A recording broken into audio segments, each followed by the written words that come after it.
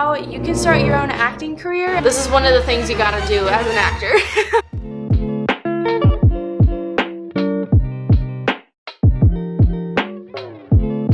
Hello friends, what is up? Welcome back to my channel. If you're new here, welcome. My name's Emily. This is my YouTube channel, and today's video is a little bit different if you can't tell already by where I am. I am currently in my self-tape setup, and this video is going to be all about how you can start your own acting career. I'm going to be talking about like how to get started, what you can do, people you can reach out to, all that sorts of stuff, and it's going to be really fun, really exciting, definitely something different. Like I said, I don't really make a lot of videos about acting, but we are moving into that direction.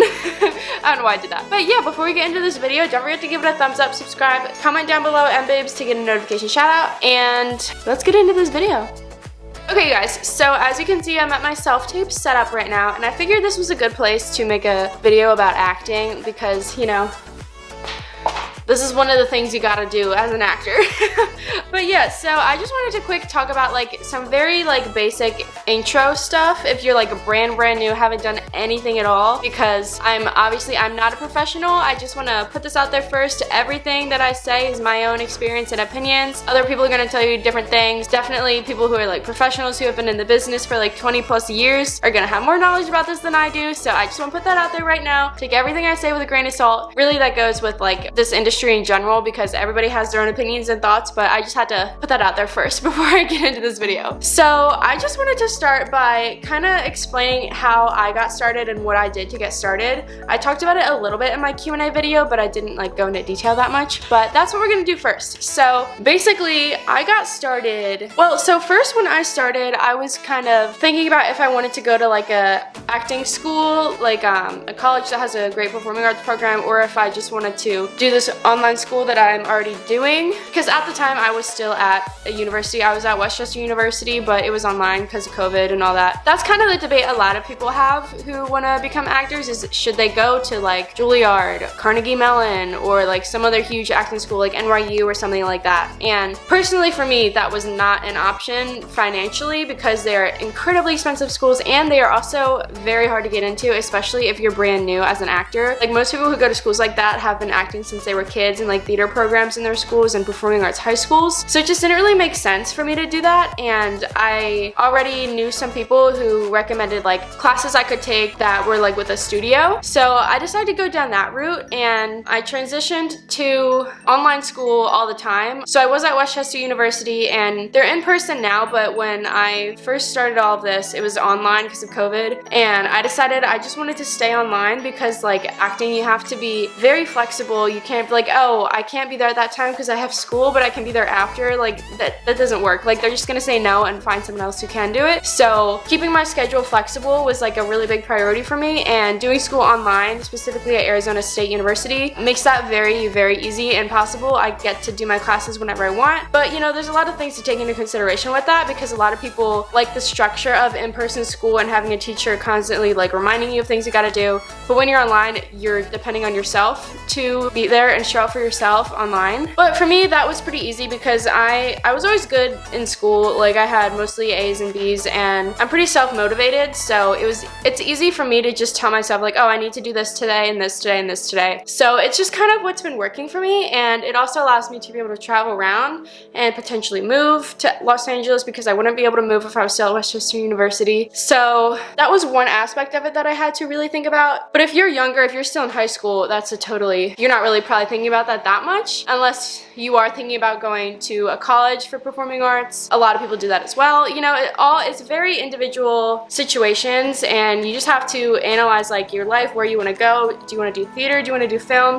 Because a lot of people who want to be theater actors, it is very beneficial to go to a college like that, because that's what they really focus on, at least from my knowledge. Like I said, I'm not a professional in any way. That's just what I've come to see and learn from my experience this far. So that's kind of the school aspect of it for me. Once I decided to stay in school online, I started thinking about like, okay, what studios should I take classes at? And I joined Facebook groups like TMFA, Talent Managers for Actors. It is a very, very beneficial group. You can ask any questions there. They do Technique Tuesdays, all sorts of things, and you can get recommendations for classes online or in person. And that's how I found some of the studios that I take classes at now, like Margie Haber Studios, Actor Site, Hood School of Acting, a couple others. Okay, sorry, I'm gonna rewind just for 30 seconds. So the very first acting class that I took was was with New York Film Academy, and I did an online course with them for a week to see like, okay, I literally haven't done anything at all, so I want to take like a short class to just see like, okay, do I like this, do I not like it? And it went really well. I had a really great time, so I was like, okay, I want to take more classes. And I was thinking about going to New York Film Academy in person and getting like an associate's degree or bachelor's,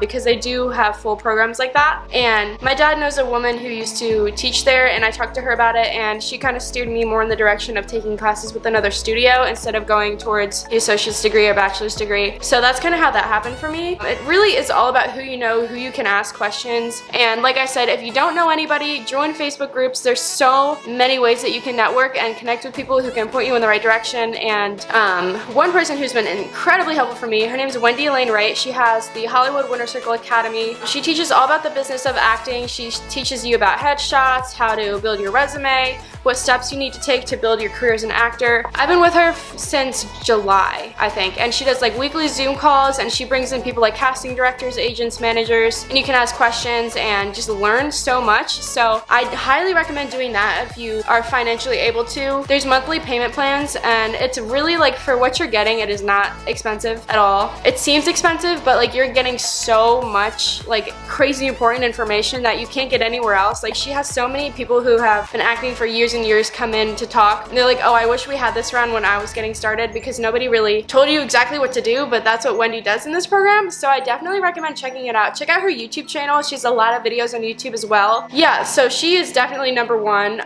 if you're like really just getting started and you're trying to be given like kind of a path, like a blueprint in a way. Wendy does exactly that. Like, she teaches you so much about how to get started, so I highly recommend checking out her YouTube channel. And yeah, so once you're like taking lots of classes, then I got a Backstage and an Actors Access. Those are the two biggest casting, well, Backstage not so much, it's really Actors Access and Casting Networks. Casting Networks is for commercial work mainly. They do have film and TV stuff, but it's mostly for commercial work. It's called LA Casting if you're in Los Angeles or California. And then Actors Access, every agent uses this. Like, you have to get Actors Access if you want to get an agent and like be taken seriously in this business. Backstage it's a great way to get started. I've booked a couple things through Backstage. It's just not as used so much as the other two, but it's really great if you're just getting started. You can find like short plays, student films, all that sorts of stuff on there, and like voiceover work as well. Or if you're more in the behind the scenes part of it, like if you do crew work, sometimes they have calls on there for crew people. But yeah, so definitely check out all three of those sites. If you're just starting out, I would recommend Backstage because it's kind of a nice introduction to everything, and then once you're more serious about it, then you can get your Actors Access and your Casting Networks. None of them are free. There is a free version of Actors Access, but you have to pay a certain amount. I think it's like $2 every time you want to submit to a casting call, and I think it's like $68 for a year for Actors Access Plus, and that's what I have because it allows you to submit to as many things as you want, and you don't have to pay extra for them. And it really just depends on how much you're submitting to projects. So I definitely recommend starting with a free version of everything and then just kind of see how it goes. And if you really are into it, then pay for the subscriptions, because you will definitely need an Actors Access if you get an agent, because they get all their breakdowns through Actors Access pretty much, and then you do EcoCasts through that for self-tapes and all that sorts of stuff. So it is very, very important to have an Actors Access. Let's see, what else? So I'll talk about headshots for a little bit. So again, take everything I say with a grain of salt. This is just my personal experience and my opinions. Other people will tell you different things. Probably, maybe not, but it depends who you ask. So for me, when I was just starting out, I had my friend take some headshots for me with her camera, because she does have a really nice camera and she loves photography, and she has like an Instagram account and everything. So that was a good starting point for me, and I used that on my Backstage for a couple months, and I think I had it up on Actors Access as well. And then I decided, okay, it's time to get like professional actor headshots, and I found a headshot photographer he lives in LA. His name's Peter Carrier, but he takes trips to New York City. So I took advantage of that right when I saw it, and I think there's also a discount for his New York City trips. So I got my headshots taken with him. Here's a few of them if you want to see them. But yeah, so I decided it was time to get professional headshots, and then I need to make my slate shots with this, which is like a 5-second clip where you're just saying, hi, my name is Emily Hughes, and then anything else you feel inclined to say in each of those looks and that character, just so that the casting directors can hear your voice if they want to. Also, I've come to learn that if you have a slate shot on Actors Access and all of your information filled out, your profile goes higher than other people's. So that is also very good to know. You definitely get seen, at least like looked at. So yeah, that's kind of my spiel about headshots. If you have any more specific questions about them, let me know. But yeah, if you're like just starting out, it's totally fine to just have someone take headshots for you on their phone, or if they have a camera, definitely do that. Don't try to overdo it.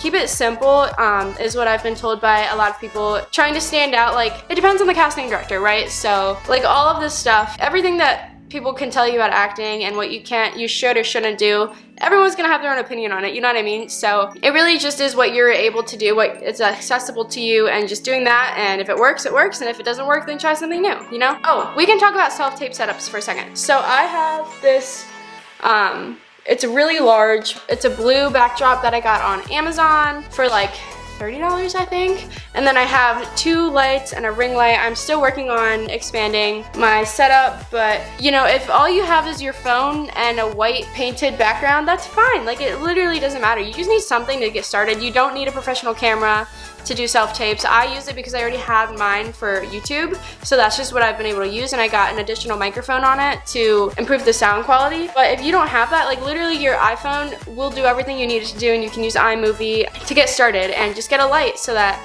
you definitely want to have a blank backdrop is very, very important. It needs to be good lighting enough so that we can see your face, there's no shadows. Like, there's a little bit of a shadow behind me, but we're working on improving that. But like, it's not a big deal, you know? Yeah, it's really just taking it one step at a time, slowly growing and adding on more. I'm hoping to get like bigger lights, like soft box lights eventually. Yeah, also a lot of the advice people are gonna tell you about acting varies on where you are. Like if you're outside of the US, if you're in a major market in the US, like New York, Atlanta, or LA, because casting directors, agents, managers, they all like different things depending on where you are. So that's also something to be taken into consideration, is know where the people you're asking questions are from, if that makes sense. Just so you kind of know, like you can gauge like what different people from different areas say and just kind of find what works for you. And that's very general, and it's kind of just about everything with acting in general, like headshots, self-tape setups, like all sorts of things. But yeah, last thing I want to touch on real quickly is like agents and managers. I'm currently in the process of looking for an agency because I have clips up on my Actors Access. I have all my training. I've been doing training for almost a year. It'll be a year in April, and I just feel prepared to start submitting to agencies, but I definitely wouldn't start doing that right when you get started. If you don't have any training, any credits, like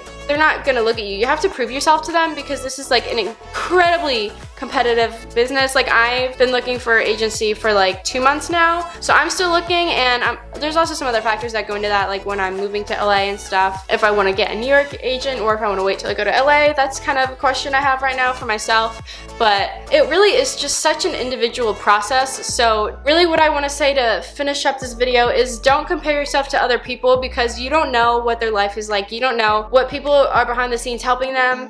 If they're moving faster than you are and you're maybe older than them or the same age, like they might have been doing it longer than you have, or they know more people who are helping them. Like there's so many things to take into consideration, and every person's journey is special and unique to you. So I just really want to stress that, like, please don't compare yourself to other people's journeys. It's very difficult to do. I know that. I'm still reminding myself to not do that, but it is so important for your own mental health, and because, you know, this is a very hard business. It's very hard to get into, and it can be draining, and you can feel like you're not enough. But like, there's so many reasons why you do or don't book something. It could, a lot of the times, has absolutely nothing to do with you. They just saw someone else who maybe has a certain look that they liked for it, or their voice, or how they carry themselves. Like literally anything. So don't be like, oh, why didn't I get that? I was so good. One piece of advice that I've been told by other people is when you have an audition, do the audition and then don't think about it anymore. If you get it or not, like just don't think about it, because stressing yourself out about it doesn't help, and it kind of just drains you more for your next audition, and you're like, oh, if I don't get this, I don't know what I'm gonna do. But like, that's not the right mentality to have. So you just want to keep a positive mindset, and just remember that like it'll happen when it's supposed to happen. Every no leads you to your yes. I know that's cheesy to say, but that's a phrase that I like to remind myself of. Like if I don't book something, then I didn't book it for a reason. Like I'm gonna get something else better down the road. So you just gotta keep a positive mindset, you know? Okay, I think that's pretty much covers most of what I wanted to talk about today. I don't want this to be an insanely long video, so I hope this was helpful for any of you who are just starting your acting journey. Let me know if you have any other questions below. Maybe I can do like a live Q&A on Instagram or YouTube at some point. But yeah, thanks for watching. I hope you enjoyed it. Don't forget to follow me on Instagram at emilyhughes_, and I'll see you next time. Bye guys!